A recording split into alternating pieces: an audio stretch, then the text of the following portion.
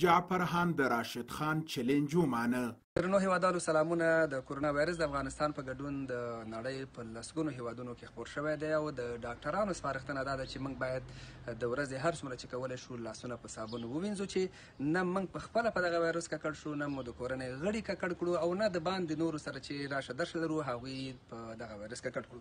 نو زه راځم خپل لاسونه وینځم او له تاسو هم هیله لرم چې خپل لاسونه په صابون ووینځئ چې په دغه وایرس ککړ نه شئ.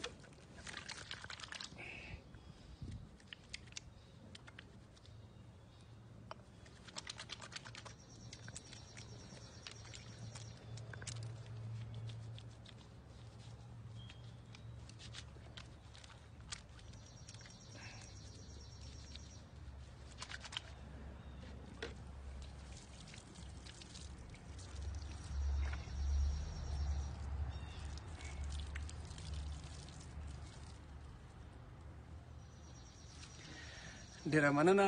د کورونا له وایرس څخه په امان اوسئ.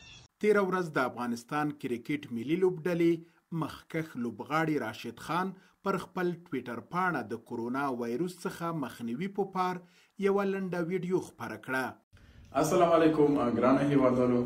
لکه څنګه تاسو ته معلومه ده کورونا په نړۍ هر ځای کې خپریږي.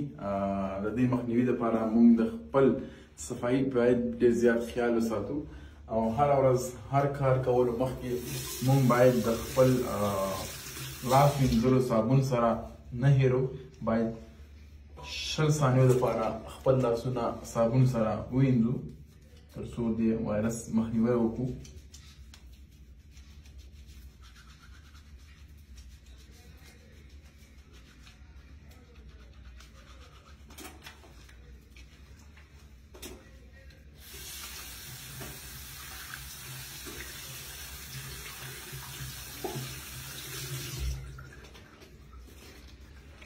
ډیره زیاته مننه.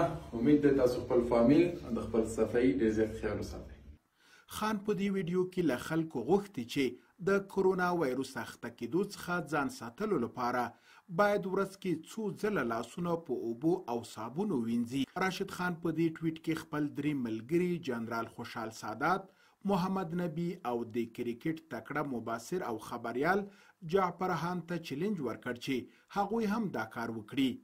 له دې چیلنج وروسته جعفر خان د راشد خان دا چیلنج ومانه او داسې یوه ویډیو یې په خپله ټویټر پاڼې خپره کړه او خپلو درې نورو ملګرو ته یې په خپل ټویټ کې چیلنج ورکړ. خو لا تر اوسه محمد نبی او جنرال خوشحال سادات د راشد خان دغه چیلنج په اړه کوم څه نه دي ویلي.